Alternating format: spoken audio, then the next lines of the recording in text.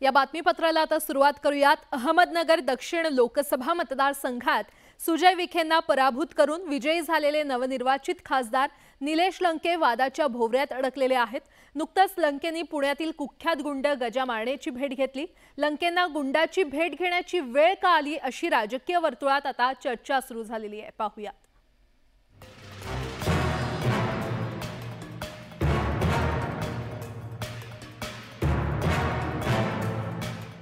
या भेटीमुळे अहमदनगरचे खासदार निलेश लंके वादाच्या भोवऱ्यात अडकले आहेत। गुरुवारी रात्री पुण्यात लंके यांनी कुख्यात गुंड गजा मारणेची भेट घेतली। विशेष म्हणजे यावेळी गजा मारणेनं निलेश लंकेंचा शाल आणि पुष्पगुच्छ देऊन सत्कारही केला।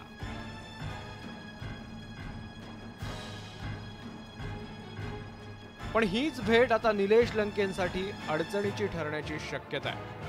एका कुख्यात गुंडाची भेट घेतल्यामुळे निलेश लंके वादात सापडले।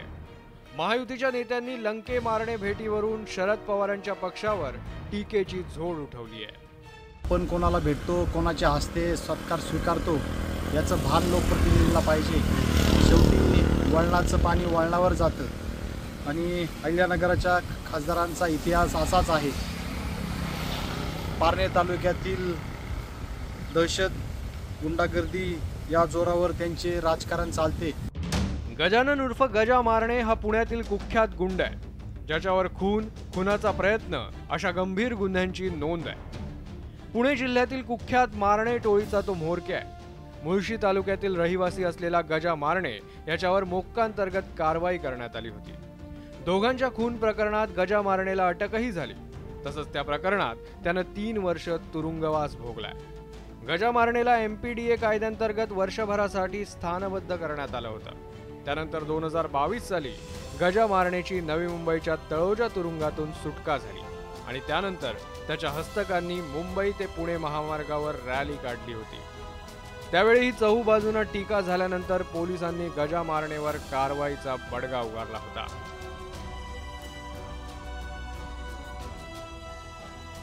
काही महिन्यांपूर्वी पुणे पोलिसांनी शहरातील कुख्यात गुंडांची परेडही घेतली होती। त्यामध्ये गुंड गजा मारणेचाही समावेश होता। गुन्हेगारी पार्श्वभूमी जगजाहीर असतानाही निलेश लंकेंनी गजा मारणेची भेट का घेतली यावरून आता वादाला तोंड फुटलंय। त्यावर लंकेंनी हा खुलासा केलाय। आपण समाजकार्यामध्ये काम करणारे माणसं कुणी पण गाडीला हात केला तर आपण थांबतो। त्या पद्धतीने मला त्या मारण्याने हात केल्यानंतर मी थांबलो। त्यांनी मला सांगितलं नाही चहा प्यायला चला। चहा प्यायला आम्ही चहा प्यायलो। त्यांनी सत्कार पण केला। पण मला सन्माननीय व्यक्ती कोण, त्या व्यक्तीची पार्श्वभूमी काय ही मला कुठली माहिती नव्हती। पूर्ण मला खात्री आहे, कारण मुंबईमध्ये मी अनेक बिल्डरच्या विरोधात काम केले। अनेक बिल्डर लॉबीचे गुंड स्वतः मलाही धमकवतात, पण मला माहिती नसतं हा कुठल्या प्रवृत्तीचा गुंड आहे। कदाचित मुंबईत ते खूप नावाजलेले गुंड सुद्धा असतात। तसं निलेश लंकेंच्या बाबतीत होण्याची शक्यता आहे की हा सर्वसामान्यांसाठी साधेपणाने काम करणारा माणूस। आता हा गजा मारणे अशा गुन्हेगाराशी कधी गुंडाशी संबंधच आलेला नाही। खरं तर गजा मारणेचं राजकीय कनेक्शन वारंवार उघड झालंय।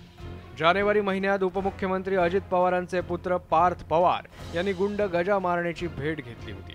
त्यामुळे एकच खळबळ उडाली होती। लोकसभा निवडणुकीच्या पार्श्वभूमीवर ती भेट झाल्याची चर्चा त्यावेळी रंगली होती। मध्यंतरी कुख्यात गँगस्टर गजा मारणेला भेटायला पार्थ पवार गेले असता अजित पवारांनी जाहीरपणे ही चुकीची भेट होती असं सांगितलं होतं। मग आता त्याच गजा मारणेला शरद पवार यांच्या पक्षाचे नवनिर्वाचित खासदार निलेश लंके भेटायला गेले होते। नुसते भेटलेच नाही तर त्यांच्या घरी जाऊन सत्कार स्वीकारला। त्यामुळे याच मुद्द्यावरून शरद पवार या निलेश लंकेंचे कान उपटणार का हेच पाहायचं। नुकत्याच पार पडलेल्या लोकसभा निवडणुकीत अजित पवारांच्या पक्षाकडून बारामतीत गुंडांचा वापर केला जात असल्याची टीका शरद पवारांच्या पक्षाकडून करण्यात आली होती। बारामतीतील लोकसभेच्या निवडणुकीत हा वारंवार आरोप करण्यात आला होता। आमदार रोहित पवारांनी हा मुद्दा लावून धरला। पण आता लंकेंनी गुंड मारण्याची भेट घेतल्यामुळे महाविकास आघाडीतील काँग्रेस आणि ठाकरेंच्या शिवसेनेची चांगलीच कोंडी झाली आहे। त्यामुळेच काँग्रेसच्या नेत्यांनी हात वर केले आहेत। निलेश लंके यांना गजा मारणे जे गुंड आहे पुण्याचे त्यांनी भेट घेतल्याची माहिती दिली आहे। मला माहित नाही, मी माहिती घेऊन सांगेल। लंके मारणे भेटीमुळे आता अनेक प्रश्न निर्माण झाले आहेत। गजा मारण्याची गुन्हेगारी पार्श्वभूमी निलेश लंके यांना माहीत नव्हती का? सत्कार स्वीकारण्यापूर्वी लंकेंना त्याची कल्पना नव्हती का? लंकेंना गुंडांची भेट घेण्याची गरज का वाटली? महाराष्ट्रात गुंडांना राजाश्रय देण्याचे प्रकार कधी थांबणार?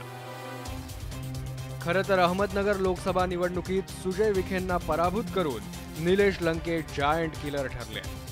पण गजा मारण्याच्या भेटीमुळे लंकेंनी आता वाद ओढून घेतलाय. चंद्रकांत फुंदे, न्यूज 18 लोकमत, पुणे.